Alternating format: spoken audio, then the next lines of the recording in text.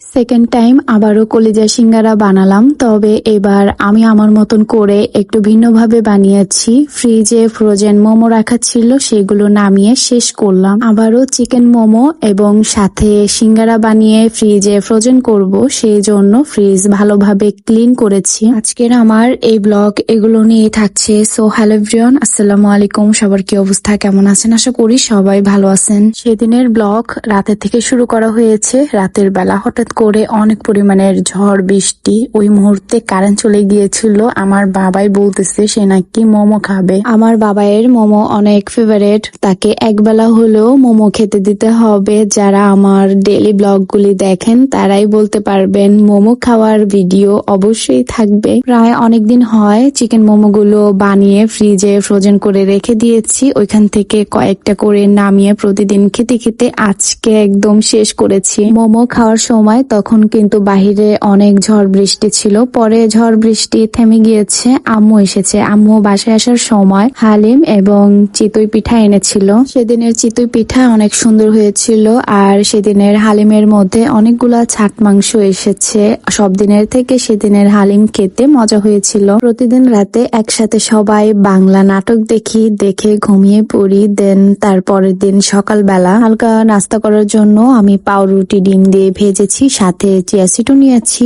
আর আমার বাবাইকে তো ভাত সকালবেলা খাওয়াতে হয় অনেক সময় নিয়ে। এই তো পাউরুটি আর চিয়া সিড খেয়ে আমি একটু রেস্ট করে সাথে সাথে ফ্রিজ ধোয়ার কাজে লেগে গিয়েছি, কারণ ফ্রিজ ধুতে গেলে সারা দিনের ব্যাপার। মানে যেদিন ফ্রিজ ধুতে নেই সেদিন ফ্রিজের পানি দিয়ে সারা ঘর বাড়ি নোংরা হয়ে যায়, দেখা যায় সারা ঘর বাড়ি মুছতে হয়, আরো কত কি ধুতে হয়। আমি দুপুর টাইম থেকে ফ্রিজ ধোয়ার কাজে লেগেছি। ফ্রিজ ধুতে গিয়ে সারা ঘর বাড়ি নোংরা হয়ে গিয়েছে, সেইগুলো কাজ সেরে নিতে, গুছিয়ে গাছিয়ে নিতে নিতে আমার সন্ধ্যা রাত হয়ে গিয়েছে। রাতের খাবারে পাঙ্কাশ মাছ ভুনা করেছিলাম, তবে রাতে আর আমি ভাত খাইনি। আম্মু বাসায় আসার সময় সেদিন রাতেও হালিম এনেছে, তাই বসে বসে টিভি দেখছি আর হালিম খাচ্ছি।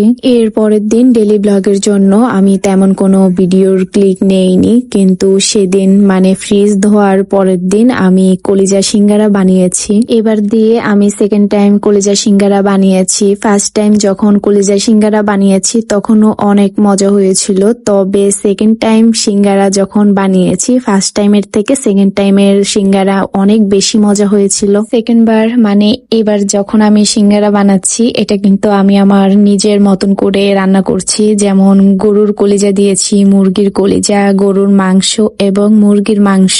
সিঙ্গারা যেহেতু বানাচ্ছি আলু তো দিতেই হবে, আলু দিয়েছি আর দিয়েছি বটবডি। বটবডি প্রথমে দিতে ভুলে গিয়েছিলাম, এই জন্য আলাদা করে একটু রান্না করে পুরের মধ্যে ঢেলে দিয়েছি। আর সিঙ্গারার পুরের মধ্যে আমি কাঁচা পেঁয়াজ দিয়েছি। কাঁচা পেঁয়াজ সিঙ্গারার মধ্যে দিলে সিঙ্গারার টেস্ট অনেক ভালো হয়। এরপর আমি একে একে সিঙ্গারা গুলি বানিয়ে নেই। দেন তারপর পরিমাণ মতন তেল কড়াইতে নিয়ে আমি এক এক করে সিঙ্গারা গুলি ভেজে নিব।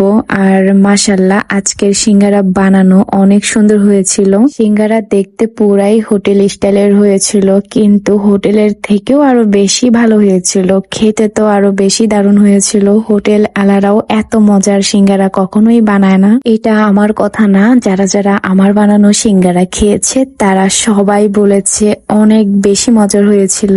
ভেবেছিলাম কিছু সিঙ্গারা ফ্রোজেন করব, কয়দিন পর নামিয়ে খাওয়ার জন্য রেখেও দিয়েছিলাম। কয়েক ঘন্টা পর বক্স করে রাখলেই চলতো, তার হলো কই। ফ্রিজ থেকে সবগুলা সিঙ্গারা নামিয়ে সেদিনই খাওয়া শেষ হয়ে গিয়েছে। আর হ্যাঁ, বাবাইয়ের জন্য একটা চিকেন লেগ পিস নামিয়ে রেখেছিলাম ভেজে দিব বলে, তো সেটা রাতে যখন আমরা টিভি দেখতেছিলাম তখন বাবাইকে ভেজে দিয়েছি। যাই হোক, আজকের মতন আমার এই ব্লগ এখানে শেষ করছি। আবারও নতুন কোনো ব্লগে দেখা হবে। সেই পর্যন্ত সবাই ভালো থাকবেন, সুস্থ থাকবেন আর আমাদের জন্য দোয়া করবেন। আল্লাহ হাফেজ। So thanks for watching my video.